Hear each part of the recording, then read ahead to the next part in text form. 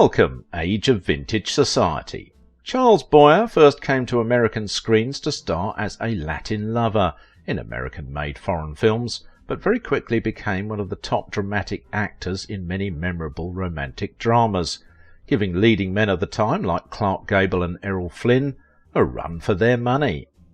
What was Charles Boyer's secret to magnetize women? Make sure to watch the video until the end, and if you are new here, join our wonderful community by subscribing to the Age of Vintage channel. Charles Boyer, the stereotypical French lover. With notable roles in films like The Garden of Allah, Love Affair and the film critic classic Gaslight, Charles cemented his legacy as a highly regarded actor in France, Hollywood and every other movie-watching country in the world.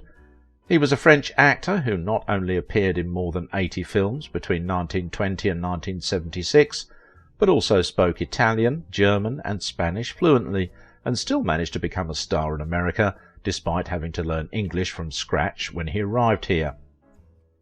Charles Boyer was a skilled and dedicated actor whose off-screen life was the complete opposite of his on-screen life, but still, tragedy struck him and his family with disastrous results. He leaves us with a contradictory legacy that has both a cartoon character and a research facility to his credit. He was born in Figeac-Laux, France, the only son of Augustine Louise Durand and an enthusiastic amateur singer, a musician who would sing around the town wherever she was allowed. His father, Maurice Boyer, was a successful merchant in the small town, owning a shop that sold various household and agricultural supplies. A shy but bright and intelligent child, Charles was more relaxed in the company of adults and had trouble making friends his own age when he was younger. He went to the local schools of Figeac, where he was described as a good, sociable student who had a strong interest in film and theatre. At school he played sports but also recited poems and participated in several school plays. When he was 10, his father died of a stroke, and not long afterward his mother sold the family business with the goal of raising her son as a gentleman. She was keen to promote him from his country roots and not let the name Boyer, which means cowherd in one of the provincial French languages, bring him down. By the time he was 11, he took a great interest in both film and theatre. He would spend hours in the town's small movie theatre, totally entranced by the images on the silver screen. His mother also exposed her son to the best of the Parisian theatre. Even though she encouraged her son's interest in the performing arts, she assumed that he would pursue a career in either the medical or legal fields. Despite his mother's hopes for his future career, Charles immersed himself in the Paris theatre community. In 1920 he got his first leading role when the original male lead had to cancel at the last minute. With a fantastic memory and an innate ability to learn large passages of text quickly, Charles was offered the lead role in Le Jardin de Merci. The play was a hit and his acting career was about to take off. After such early success on the stage, Charles was completely in love with acting. He enrolled himself in the Sorbonne, where he enrolled in a degree in philosophy and did a lot of acting on the side. His time at the university was disrupted by World War I, and he spent 18 months working as a hospital orderly. He cheered up the troops by acting out skits and sketches in the wards and continued to hone the skills that would make him famous in the not-too-distant future. Once released from the military, Charles enrolled at the Paris Conservatory to complete his education, so he could formally study acting without further distraction. His time on the wards entertaining the sick had solidified his desire to become an actor. He took on several small acting roles in both stage productions and silent films in and around Paris, making a bit of a name for himself. Critics started to recognise his exceptional potential as a future actor. Like many stage actors of the time, Charles was drawn to film acting and made his debut with a strong supporting role in the 1920 French drama L'Homme de l'Âge.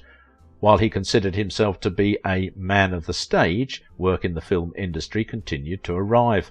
His first film was quickly followed by starring in the 1921 film Chantelouve and then in Le Grillon du Foyer. Charles's acclaim as an actor continued to grow, and within 4 or 5 years he was one of the busiest thespians in Paris. In the beginning, making these films was about the money, but he found supporting roles in movies unsatisfying and he focused on theatre work for a few more years. He returned to the movies in 1928 with Infernal Circle, Captain Fracasse and La Barcarolle d'Amour, which were all silent, but with sound coming to the screen, his deep voice was about to help make him a star. Even though he could speak French, German, Spanish and Italian, he actually spoke very little English. This didn't stop MGM from making a trip over the pond to woo him with a contract in 1929. Initially, Charles was reluctant to sign on and move to America, but the size of the pay packet convinced him to make the jump. He soon filled his bags and headed to Hollywood in 1930. MGM got Charles to work in their foreign film department initially, and his first film for them was Le Procès de Mary Dugan, quickly followed by the drama Révolte dans la Prison. Both did well at the box office. Charles' first English-speaking role was in The Man from Yesterday with Claudette Colbert with Paramount, and then in 1932 MGM took a chance and gave him a small role in Jean Harlow's Red-Headed Woman. Fox Europa then borrowed him for their Fritz Lang fantasy Liliom, which helped Charles get even more international attention. It would not be until the next year, however, that Boyer would rise to the level of stardom. He then had an offer from Paramount in 1931 who wanted him to play a small role in The Magnificent Lie opposite Ruth Chatterton. It was his first big English-speaking role.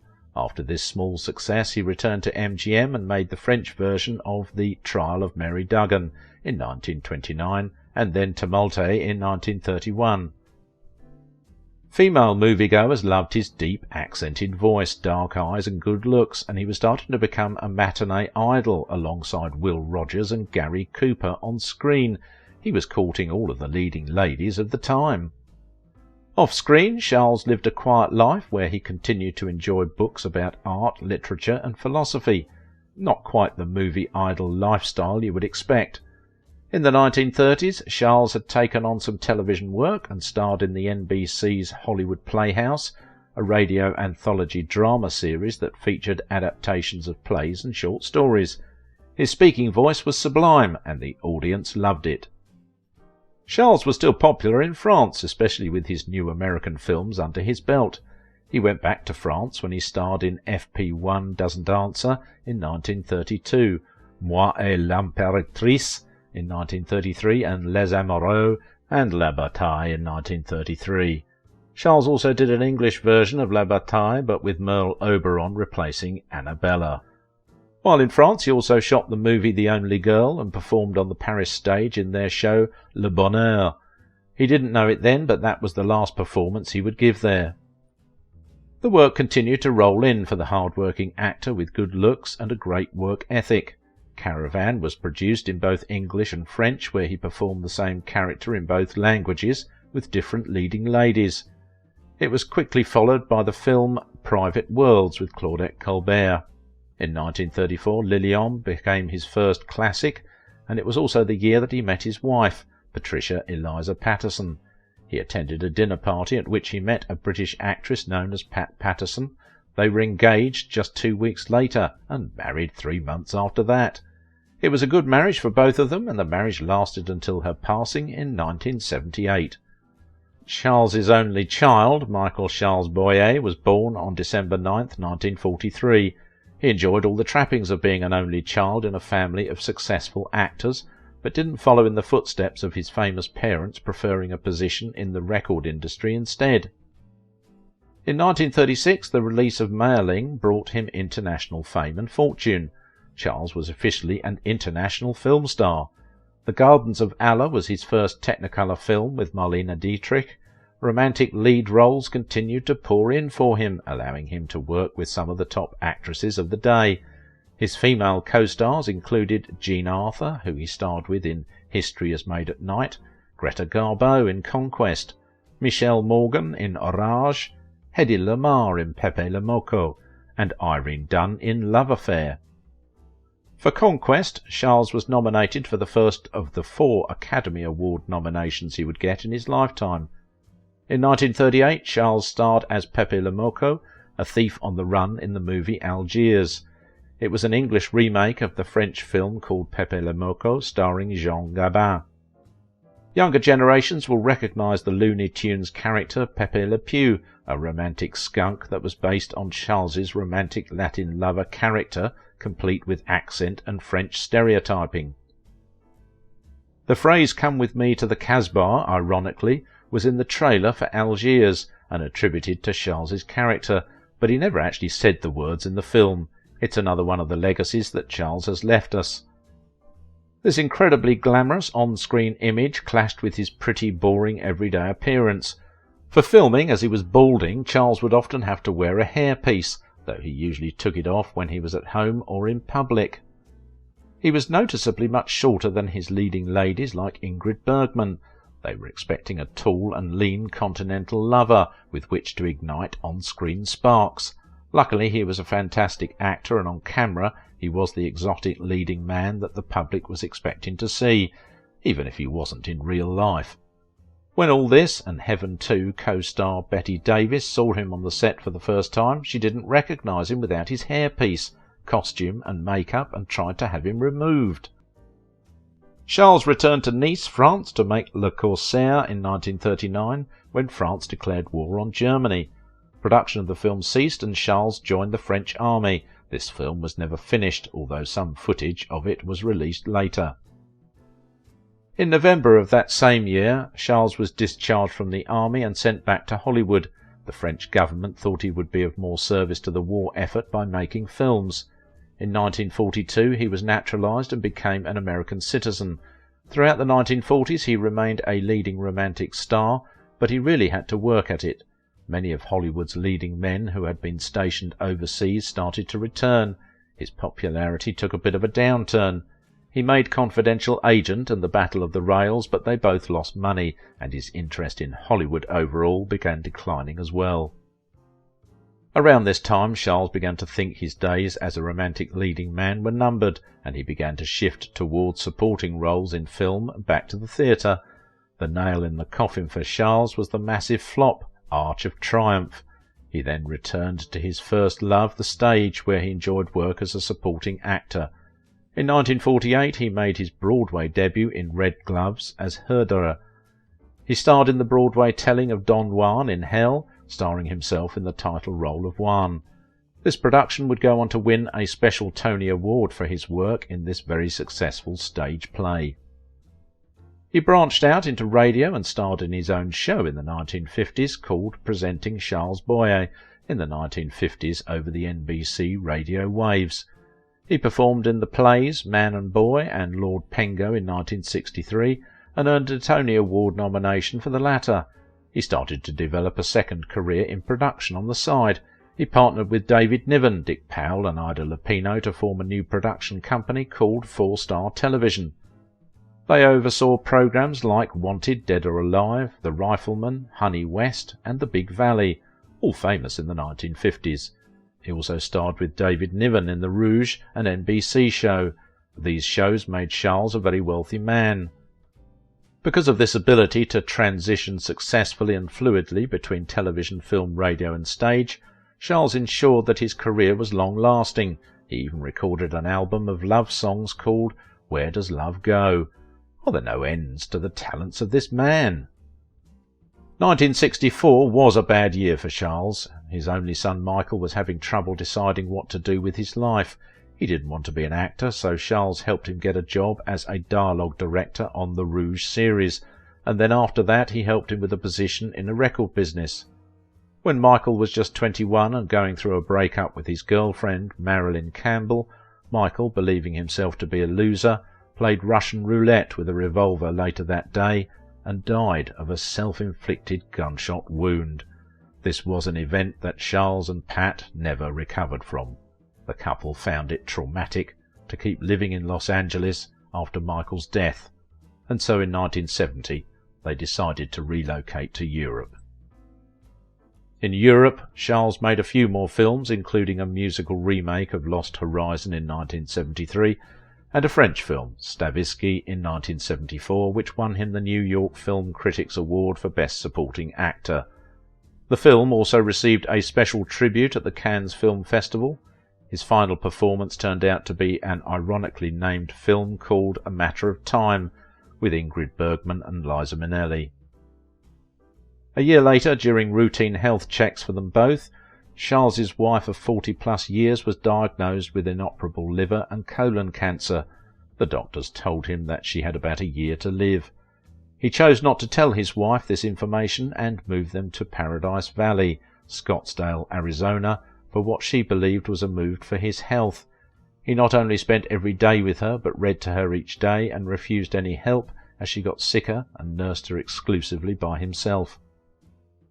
At 3 a.m. on August 24, 1978, Pat, aged just 67, succumbed to cancer and died with Charles holding her hand, ending their 44-year marriage.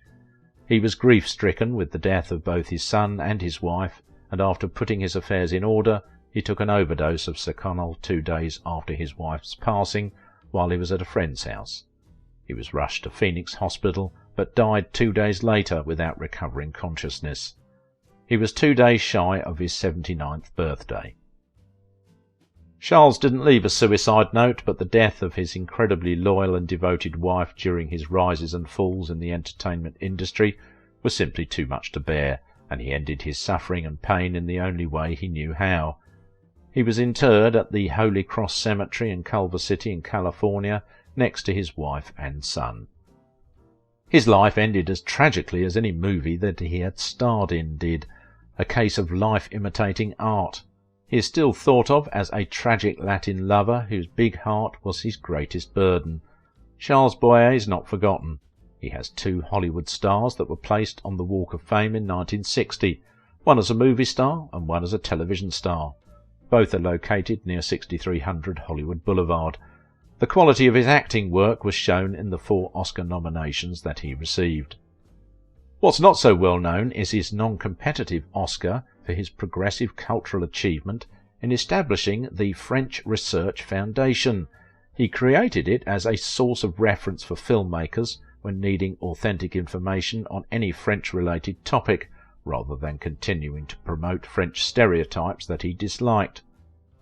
He also leaves us with the legacy of Pepe Le Pew, a cartoon character based loosely on Charles's character, Pepe Le Moko, in the movie Algiers. Our fine French actor had arrived in America and set eyes and hearts fluttering, and Pepe Le Pew comically captures these characteristics and conveys them to younger generations. Pepe Le Pew continues, albeit in a very exaggerated and spoof-like quality, to portray the epitome of the unabashedly suave French lover created by Charles Boyer all those years ago, keeping him alive and well on our screens today. Thank you for watching the video until the end. Subscribe if you are new here, and if you want to support my work, please visit my Patreon page. It's not just a masculine baritone who can charm. Grace Kelly also had her own way of getting men to fall for her.